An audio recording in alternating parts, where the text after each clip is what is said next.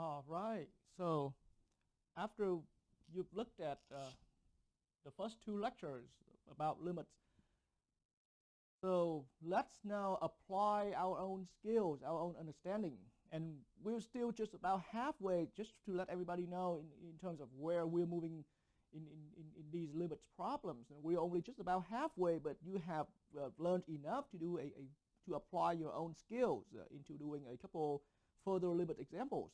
So the plan for this lecture here, I am going to promote a few problems, and I am going to, at the same time, after each example, I am going to have a particular problem on the board here for everybody to try on your own, but and I only give out final answers for you to compare your answers.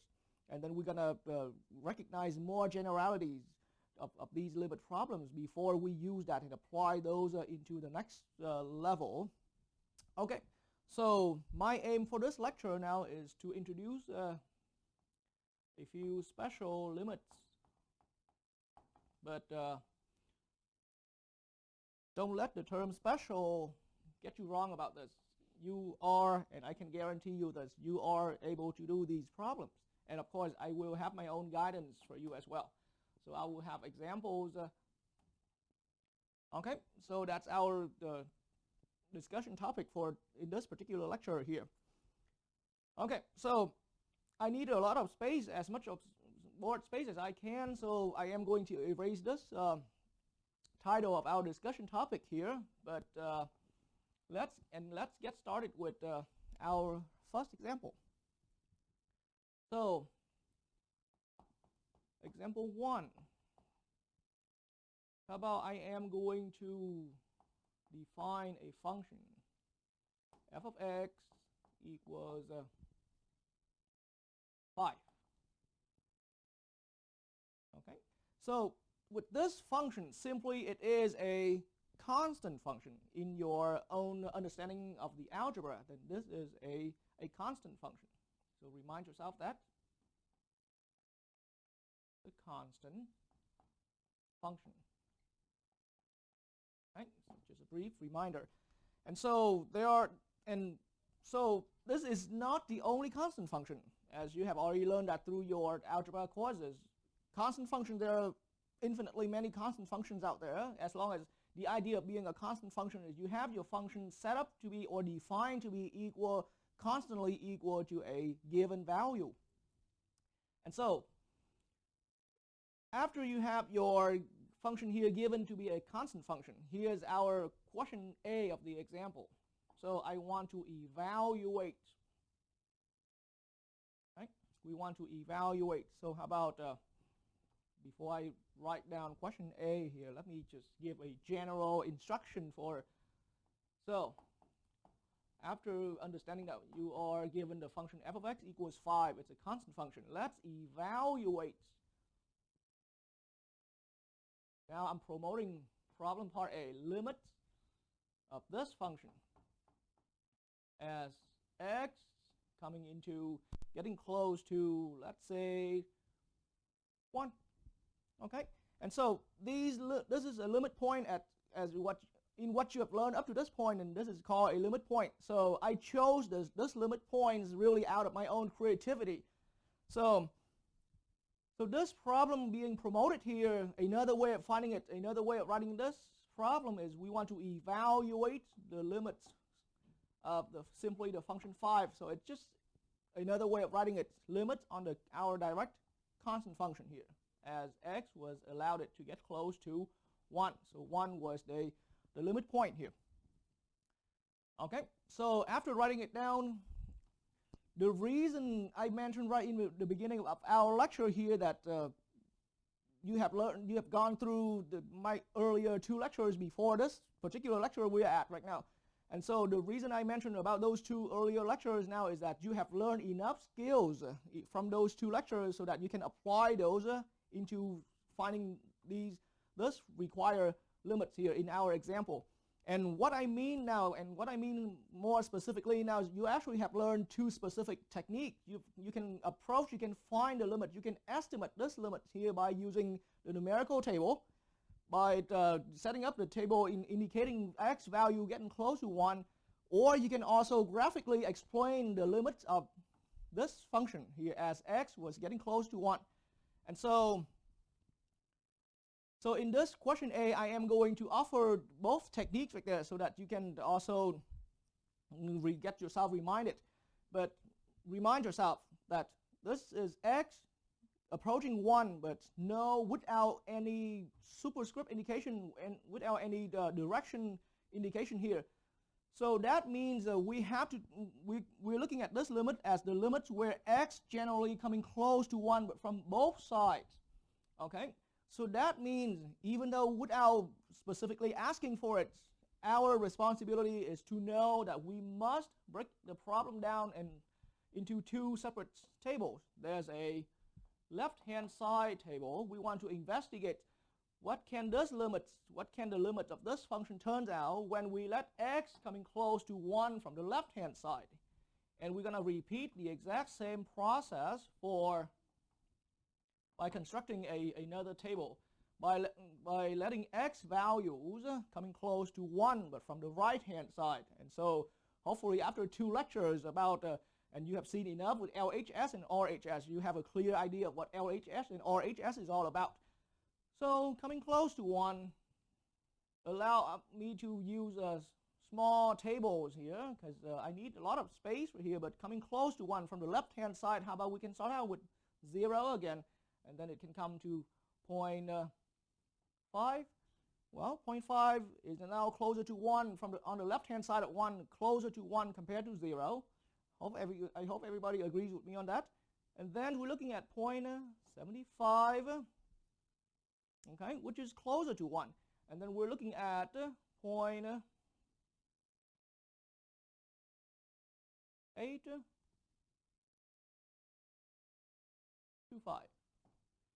okay, and we're looking at 0.999, okay. So these are all values that are describing getting close to 1, but from the left-hand side. But now for this kind of function, its specialty here on the specialty of this kind of function, it's a constant function. So we don't even have to use a calculator for this. When x equals 0, the good thing about a constant function is the output is going to be 5. That's the whole point of being a constant function. And so when we change to inputs 0.5, the output function remains 5. And that's the whole idea of being a constant function.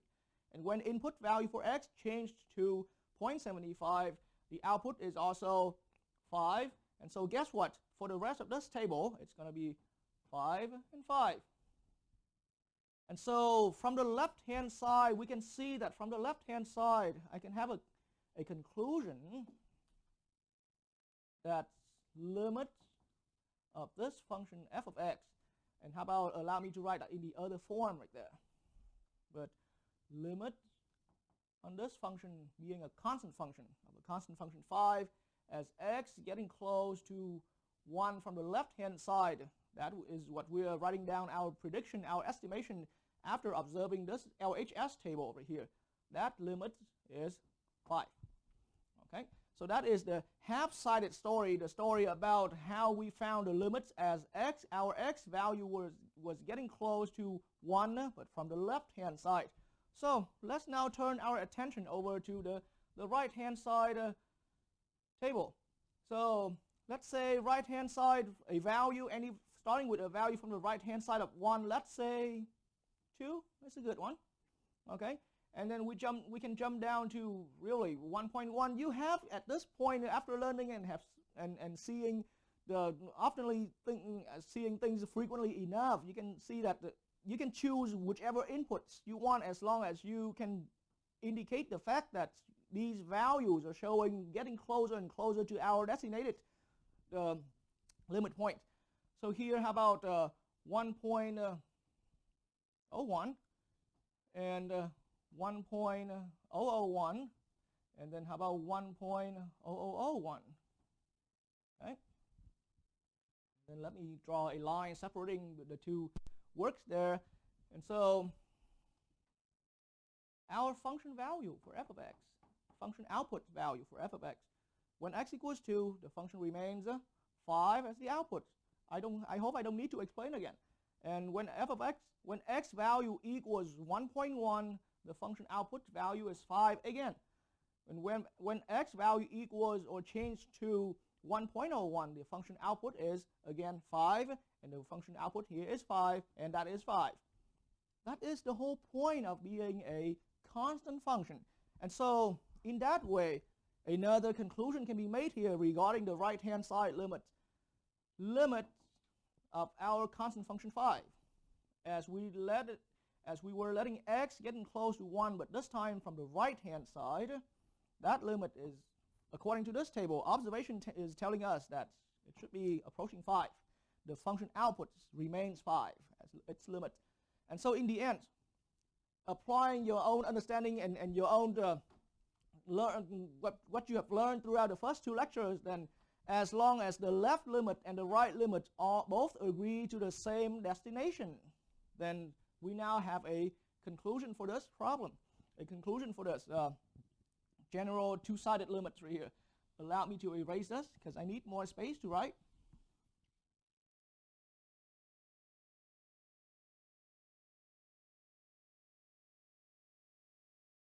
So now we are ready for our final answer, either this form or that form. Our final answer here, as x comes closer to 1 generally from both sides, our function, constant function 5 right here, our constant function being f of x equals 5, comes to this limit equals 5. That is our answer. And a different way of writing that, right there. So these are two different ways how you can express your answer. And I'm not going to rushly close down this part A of our example yet. Let me now take you into a graphical interpretation. So let's look at some graphical understanding of our function. Okay, so give me a moment here to get my graphing device up and running.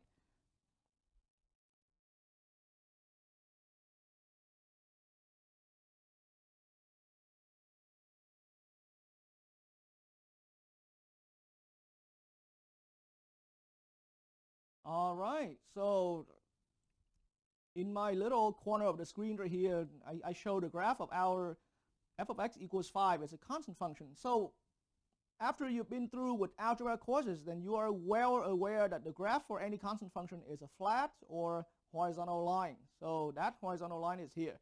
The horizontal line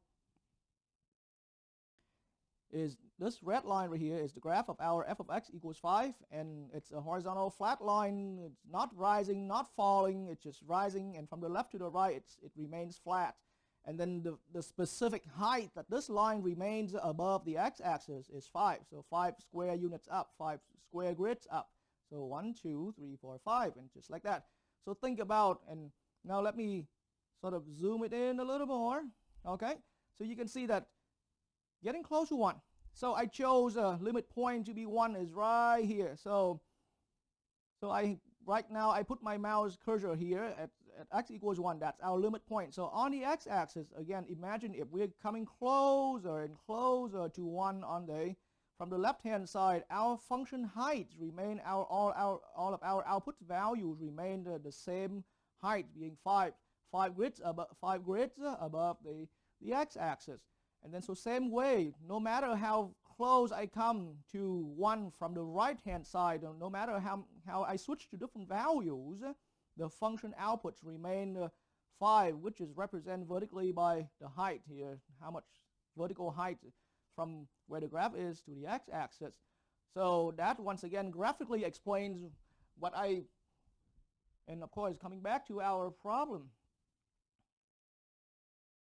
that graphically explain why our answer for this limit problem in particular, as x was getting close to 1, generally from both sides, our constant function here, f of x equals 5, come to that limit 5. Okay, so that was my own work that I did.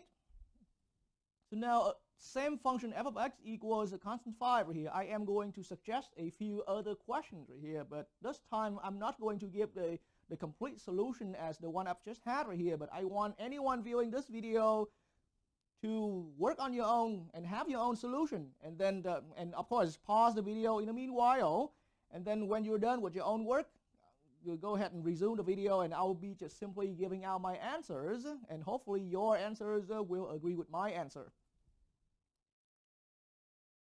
Okay, so allow me a moment to erase the board here to make some space. But so, and I don't need this extra information at this point. So we're still in example 1.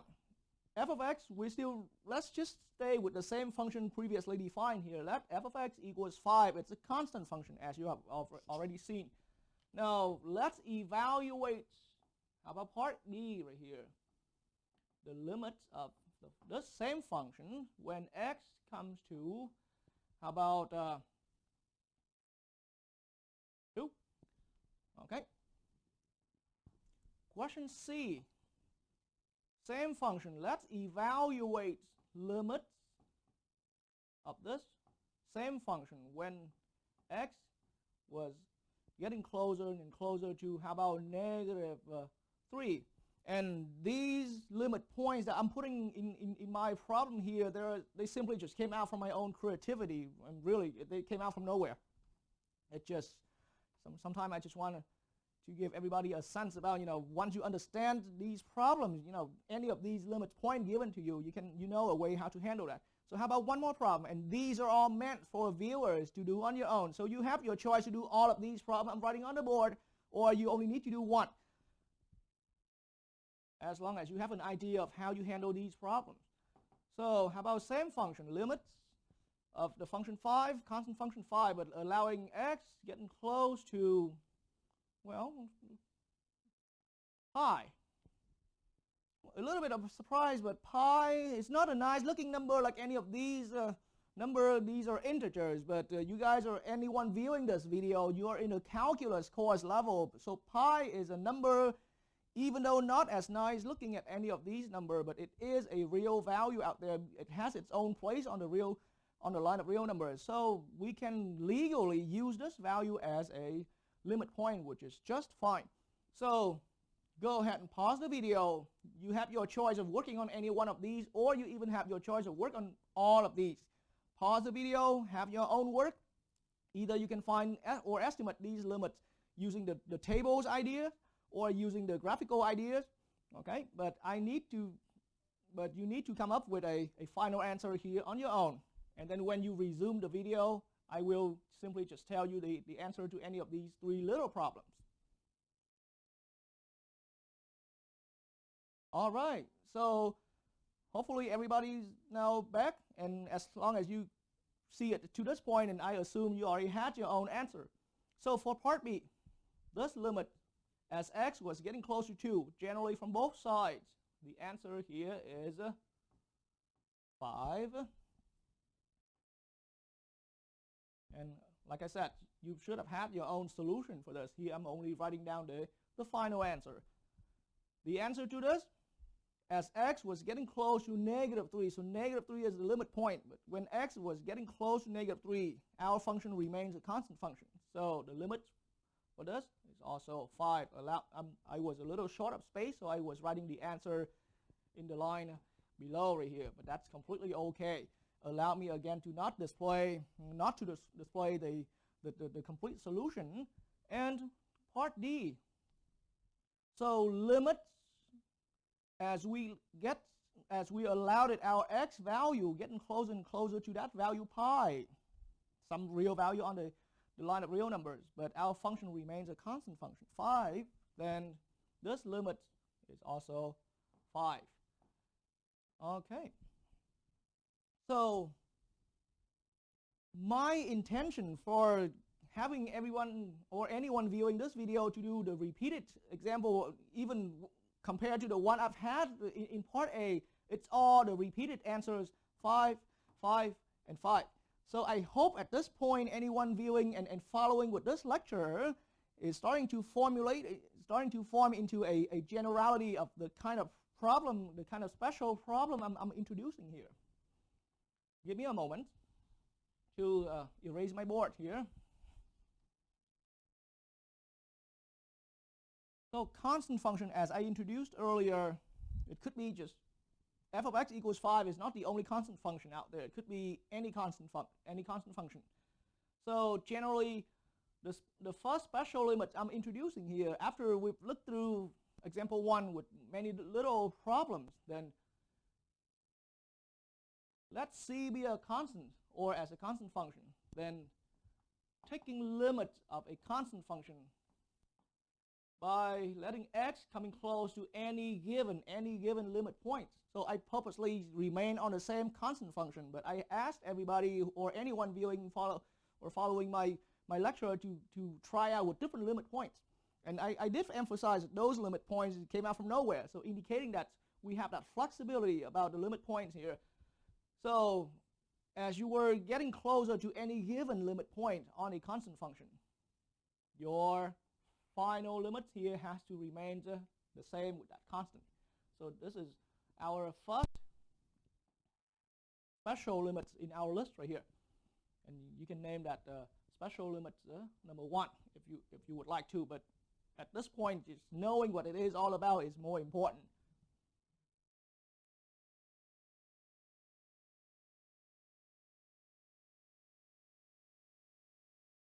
And now we are ready for making our way into example 2.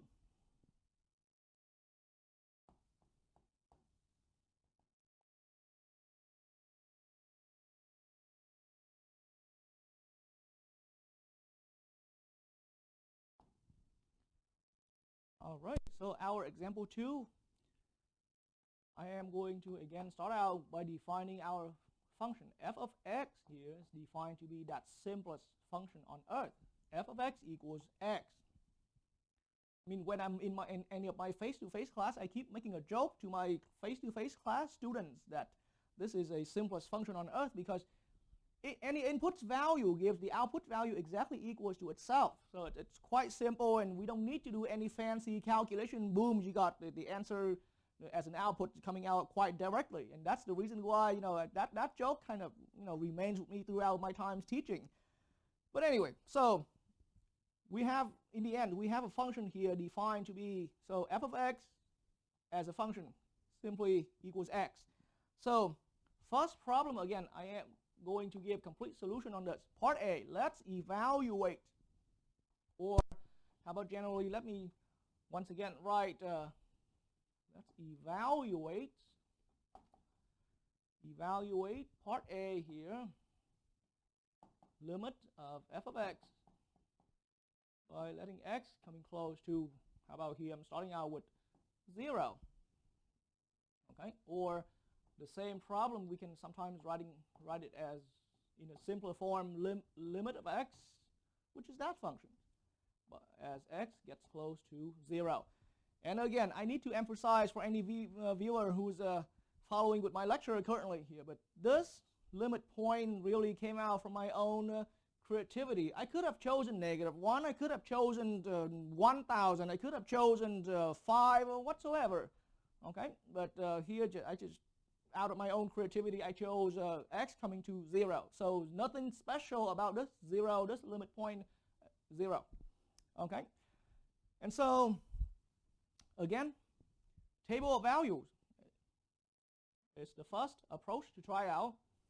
So on this function, as we choose inputs, and now choosing inputs to show that we're letting x value getting close to 0 from the left-hand side. So for the left-hand side, we can go -1,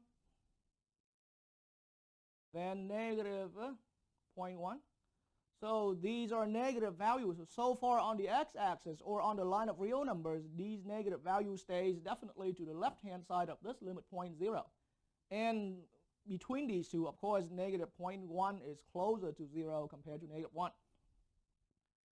So my next value is -0.01 and -0.001 and -0.001. And the reason I keep saying that this function is, the simplest function on earth, because you don't need to do any calculation. When x equals -1, your answer is -1. When x equals -0.1, your answer is -0.1. When x equals -0.01, your answer is -0.01, and so on and so on. Okay, and so now observation is telling me that we can predict here that this function, limit of our simplest function x here, as we allowed x getting close to 0 from the left-hand side, that prediction here, that observation here gives me the prediction that I predict that my answer here is 0. So as x getting close to 0 from the left-hand side, this function x comes to the limit equals 0. But that was, once again, only the half left side story. So let's now consider, what about the right-hand side? Same function, same problem, same limit point. Right-hand side as a table again.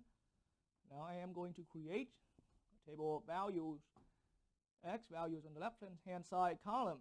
So let's say, starting out with, I can choose, how about 1 to be perfectly to the right-hand side of this limit point, and then getting closer, how about 0.1, positive 0.1, and then the closer one is 0.01, and a even closer one is 0.001, and even another further closer one. And I'm getting tired of keep getting closer.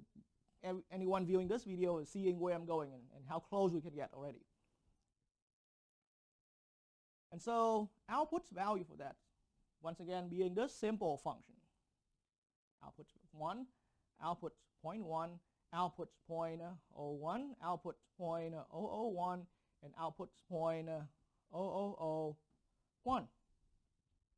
Okay, and so observing the values, the output values here, again, I am predicting that on this function x, as we're taking limits of this function by allowing x getting close to 0, but from the right-hand side this time. Okay, my prediction is that, and any viewer is welcome to make the similar prediction, but my prediction here on the board here is this function comes to limit equals 0. So again, left-hand side limit give a limit equals 0. Right-hand side limit also gave a limit equals 0.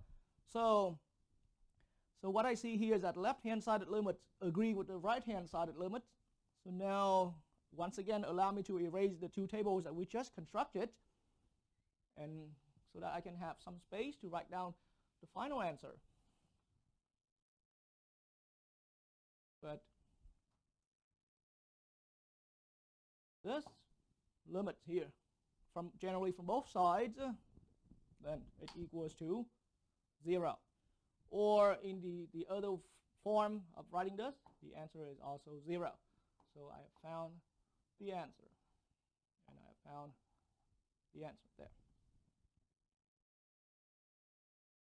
Okay, and so again, but let me switch over to the screen so everybody can understand how we can graphically explain the answers there.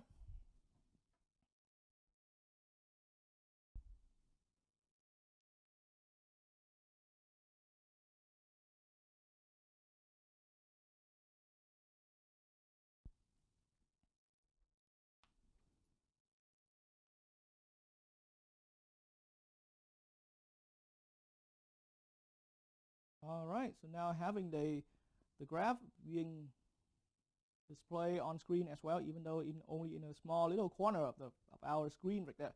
But you can see 0 on the x-axis. 0 is right here as a spot, and I'm not even going to worry about how high we're not substituting the value of x equals 0 into the function. Remind yourself that. So I am not going to go worry about what's the function height when x equals 0. But what I'm doing now is that as we are trying out different values of x indicated on the x-axis by allowing them getting closer and closer to 0, in the same way with from the right-hand side, as we getting closer to 0, then the function height, the vertical output equivalent to those input values are getting closer and closer to the vertical height being, so you can see that vertically the height of this function drops down to 0 from either from the bottom up or from the top down. And by the way, remind yourself that this is the graph for our f of x equals x, that simple linear function, and it's that nice 45-degree line right there. Okay, so graphically you can see that as I'm getting closer to 0 from both sides, our height of the function drops or decreases to 0. And so left-hand side limits meets with the right-hand side limits. We agree to that the function, the red line itself comes or approaching to that height 0. Okay, y equals 0 on the vertical axis there.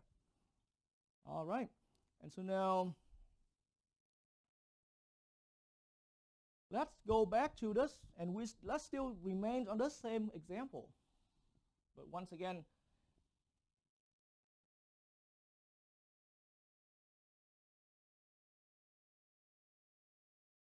let's look at, and this is now the part where I want anyone viewing my video here to try independently on your own again, similar to the earlier example. So part B, same function. How about x? But I am going to choose for anyone viewing my video here, x coming close to about -5. Right? So go ahead and find your own answer there. Or part C, somebody else viewing this video can try it. How about limit? Same function, but we can go with x, letting x getting close to 3.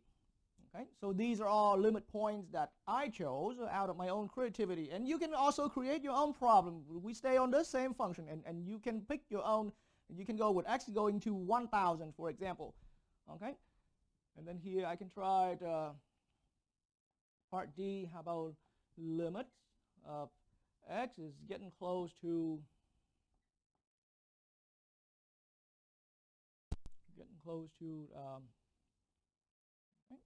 10. All right, so go ahead and pause the video and have some work on your own with that. Okay, so hopefully, as long as you still see me now by resuming your video, then I assume you have at least one complete solution, or the complete solution for one of these problems, or even all of those problems here. So I'm only gonna simply give the final answer. So this first one here in part B here, my final limits, the function comes to limit -5. This next one in part C, if any viewer happen to try this one, your final answer should be +3. Notice how the final limits agrees with the limit point. The final limits agree with the limit point, and even in my problem that I did earlier. And here, my final answer for you is +10. And again, the limit value of the function agrees with the limit points that was chosen. So, is there a good generality that we can recognize here? Let me have a moment erasing my board.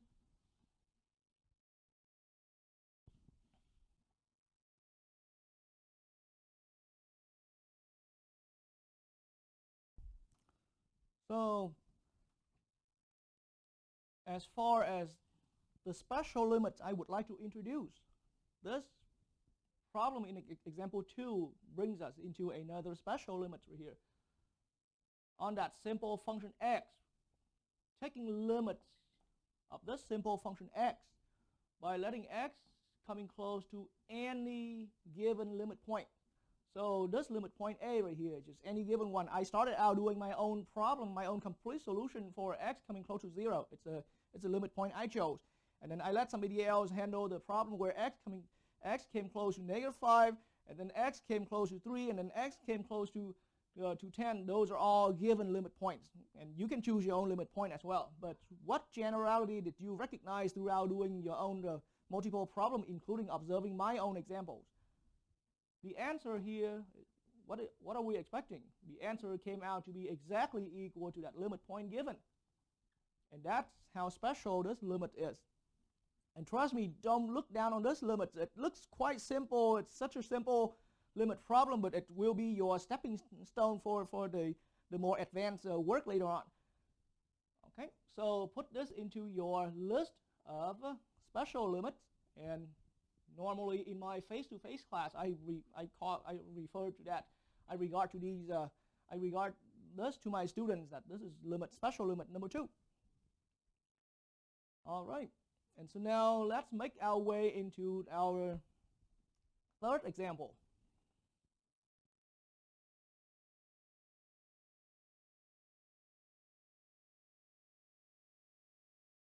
So third example, I have to give a little bit of explanation before we can really get into it. And for third example, allow me to start approaching it completely graphical. I mean, I want to give a completely graphical explanation of this third example right there in terms of how we obtain the limits. Otherwise, it's going to take a long time, a lot of time doing the calculation. You can still do the calculation with the table, but in my experience, it's faster that we can be working with that based on the actual graphical expression. So now you have seen in some of the example we've done back in the earlier lecture. You see, 1 over x function, and the tricky part about this, we wanted to find the limit of this function when x came close to 0. I hope you can still remind yourself of that. If you don't remember about this limit right here, I had that example being worked out in somewhere in example throughout my lecture 1 or my lecture 2 right there. And I also had another example in my earlier lecture about this function 1 over x squared. And again, I was letting x, but here these two limit points are chosen with a purpose. So these limit points are chosen on purpose, and eventually I will get to that. So 1 over x squared, when x came to 0, we had that limit. For this limit, it was a positive infinity.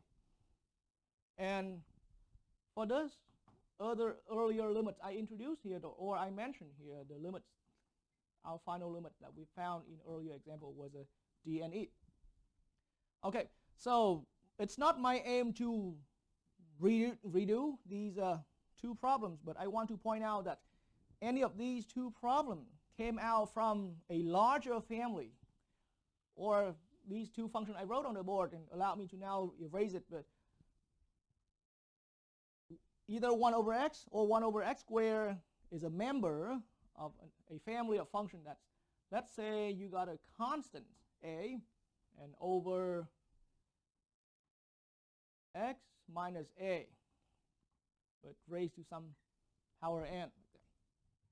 Okay? And so think about this. 1 over x, how can I see this as one member in this family of functions?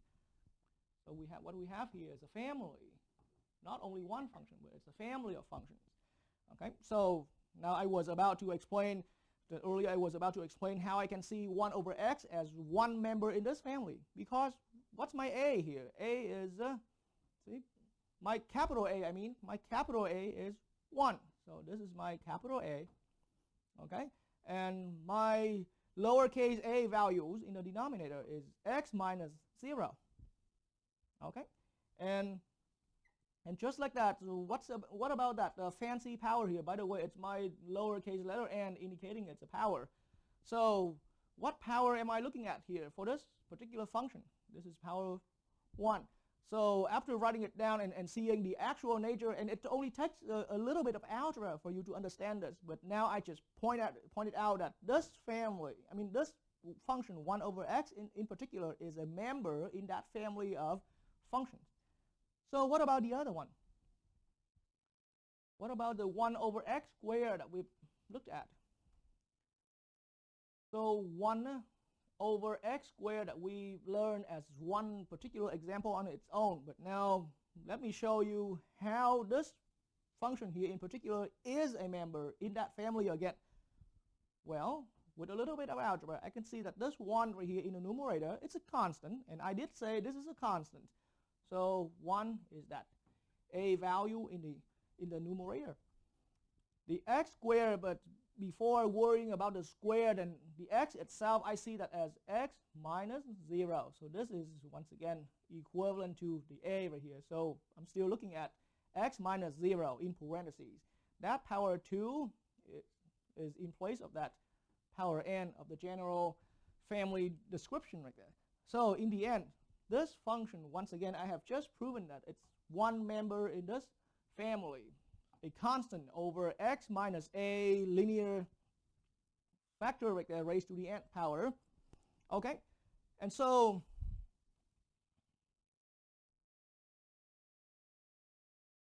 before I'm moving on further with this family of functions, I just want to point out further details regarding that problem. But if now you see this function 1 over x as 1 over x minus 0 to the first power, for example, in our problem earlier, we're trying to find limit of 1 over x as x getting close to 0. Let me write this 0 in red ink instead to make it a little special, because the tricky and the part making, giving people such a challenging time is that this problem purposely wanted to consider the value where x coming close to that critical a value, because a here you cannot substitute that into the function. If you substitute a equals 0 into the function, you have an undefined value, and that's special about this whole family, a over x minus a to the n power right there. You cannot simply plug that value a into the function. It's going to give an undefined value. And so, but back to this function, we were asked to find the limits. Okay, so this value 0 that we were doing the whole time, it really was, we purposely trying to consider what's the behavior of this function as a limit when x getting close to that a value. So similarly, our problem we did earlier, 1 over x, where we already found an answer for this. I am not going to repeat the steps, but getting close to 0. So now, if you're seeing this function as one member in a family of capital A over x minus a in parentheses to the n power, then this is x minus 0. This is our small a in parentheses to the square power. And so that limit is that limit problem is special in the sense that the problem purposely again wanted us to approach that limit where it was right at a. This a value is so dangerous that we cannot substitute that into our function. Okay? And so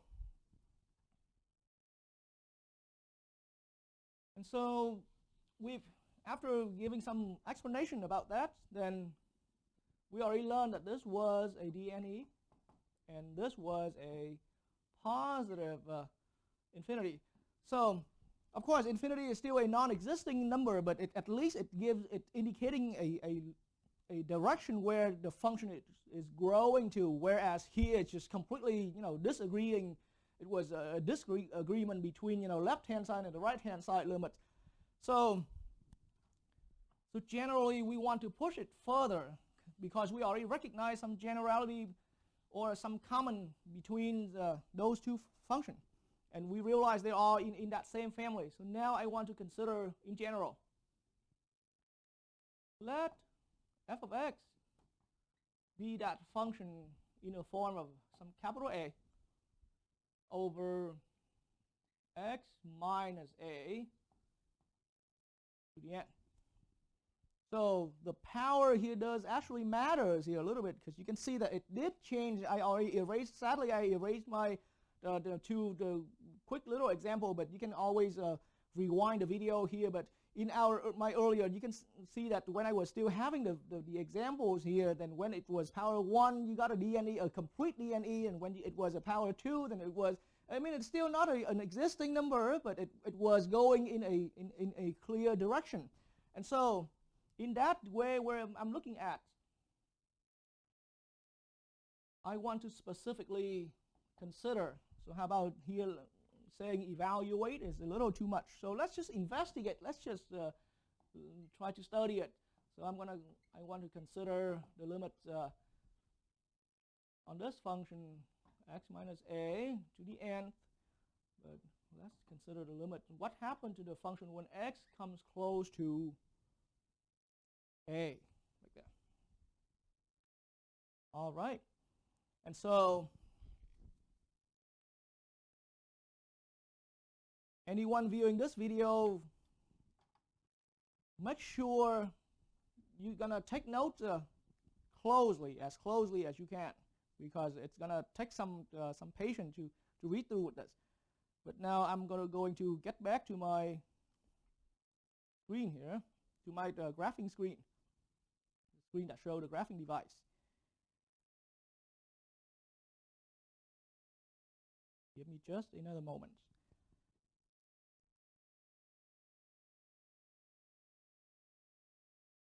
All right, so sooner or later, anyone is gonna, find out that this Desmos.com is a quite powerful tool for graphing. So here on the left side panel, we have a command input right here where you can just simply type in your function. So here I am going to start out with my function being, how about, let's for simplicity, for the rest of our example, let's keep our constant value area here, being, let's say, 1, okay? And this area here, let's just simply keep that at 1. So let's particularly bring our function into something like this. How about just 1 over x minus 1, okay? But we want to consider, how about power 1, power 2, power 3, and the limit here would be x, when x coming close to 1. Okay, so this 1 here is aimed to be the same, exactly the same with that little a in our denominator. But we are going to purposely switch to different powers here. So I'm putting question marks here, and let me show you the demonstration on the screen right there. All right, and so back on my screen,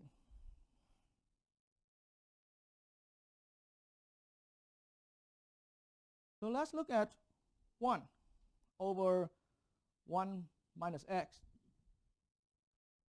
And let me give a little more space for our graph right here. But so now, if we're letting x getting close to 1, because remember, remind yourself that this is the lowercase, the small a right here.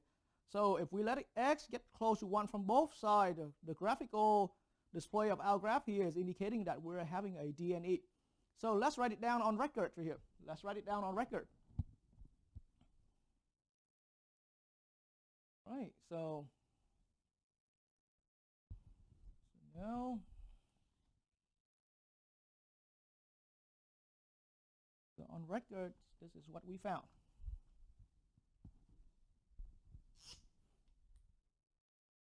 When our function is 1 over x minus 1. So it's power 1 here, and we're letting x coming close to 1 from both sides. Then the answer from the computer screen, and it's still there with anyone. You can quickly stare back at that graphic there, but the answer here is obviously DNE. And so, and you can see that my intention for teaching anyone into this limit concept here, you gotta have a formal lecture of how you can approach the estimate the limit completely graphical, and then here we can use that tool. You can apply your skill into quickly estimates the graph for the limit for something like this. Okay, and so let's keep it here for now. And now I'm going to get back to the screen and allow me to keep the screen to remain small there. But so now on my screen, what about, let's look at, I'm going to change in the denominator to, how about, a higher power. So because having a different power is simply just a different family, a different member in the whole family of capital A over x minus a to the n. So this n now is changed to 2, but I remains with the same limit point. So limit point 1 remains the same here, but now I'm about to change to power 2 here. So all that a remains the same, and you can start getting into a generality now. But so that, and here this is now a switch to a power 2. But this limit point is to agree with that value a in the denominator. So it's a power 2 here.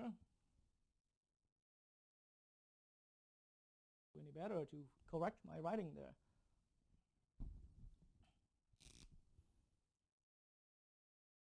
Okay.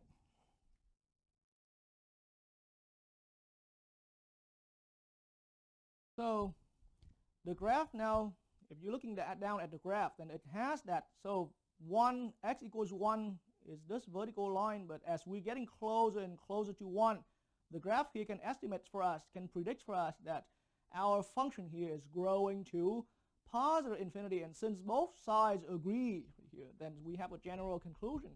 We have a positive infinity here. So it's similar. So even if I was given the problem that it was 1 over x squared, but the limit now is going to 0, then didn't this agree with our work we have done earlier? This is also going to a positive infinity. So natural sense is now telling us that power has something to do with the final answer. So let's investigate a little further. So my plan now is going to change. We remain with the same, and eventually we're going to draw out some good generality. But I am going to purposely do a live switch. I am going to switch to power 3 here in this case. Okay, so power 3 here.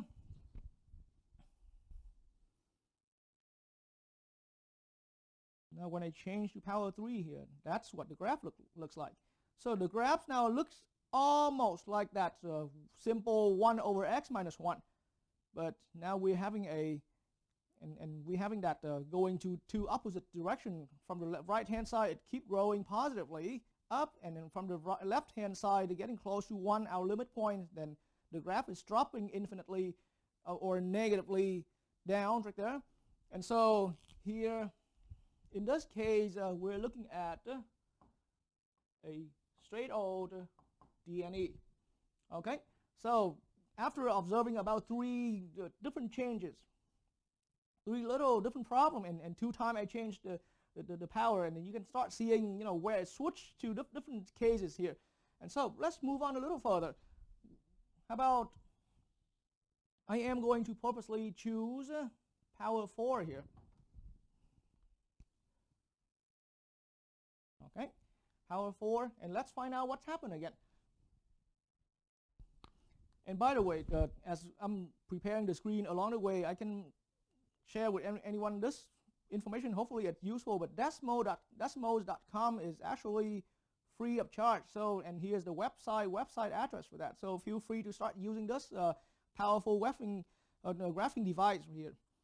All right, so 1 over x minus 1 to the 4th power. And now, here we go. We come up with a graph that looks almost identical to the graph of the 1 over x minus 1, but squared. And so here, observing this graph, once again, I can see that from the left-hand side, as we're getting closer to 1, then our graph, our red line right here, keeps rising up and rising up. Whereas if we are approaching 1 on the x-axis from the right-hand side, our graph also rising vertically up positively. And so now it's become more clear. It's becoming more clear and more clear about some generality here. All right. So at this point, after walking through quite a few graphical demonstrations, now I can point out the actual generality running behind the scenes for this problem here, for this general family of function. So for that general family of function, some constants, doesn't matter, it could be a 5, it could be a, but for now, for simplicity, how about let's keep that constant a right here on top being a positive constant. How's that? Okay, and then later on, as you've learned more techniques into finding limits, then you're gonna get a lot more flexible in terms of this and have a larger understanding. But capital A over x minus a to the n. Okay, that power did matter. That power did change the behavior of our final limit. And then ultimately, this problem wants to consider x coming close to a. Okay, and so here's how I saw it. In case you didn't see it yet, you can always rewind the video here and roll back to the point where I was doing when power was 1, when power was 2, when power was 3, and when power was 4. So when power was 1 and 3, generally those are odd powers, am I right? Okay, so when power was 1 or 3, then 1 or 3 are the odd numbers. And so this limits turn into a DNE when the power n was an odd number. So this curly braces I have here is just indicating that this answer in one case can equals to a straight old DNE if our n value, the value of the power, is odd. Okay, and but on the other hand, when we were investigating that family of function when power n was 2 or 4, then we had this common property. The function rised to positive infinity. So now the generality here we're seeing here is that this limit is going to positive infinity if n is an even number. And ladies and gentlemen, this is our special limits number 3 right here. Quite a special one. Okay? And once we understand, once we can nail this down, here's our proof, and it remains the truth for the rest of your time doing calculus. Not only limited to a quarter of calculus or anything like that, but now anytime you're looking at that limit, capital A over x minus a minus little a, okay, to some power n. And then purposely the problem was asking us to let x get close to a. The critical thing about that a is you just simply cannot substitute or plug that into the x value here. But then we were looking at limits. And so the limits behavior, the final limits behavior is going to turn into 2 different cases depending on what your power of that function looks like. Okay?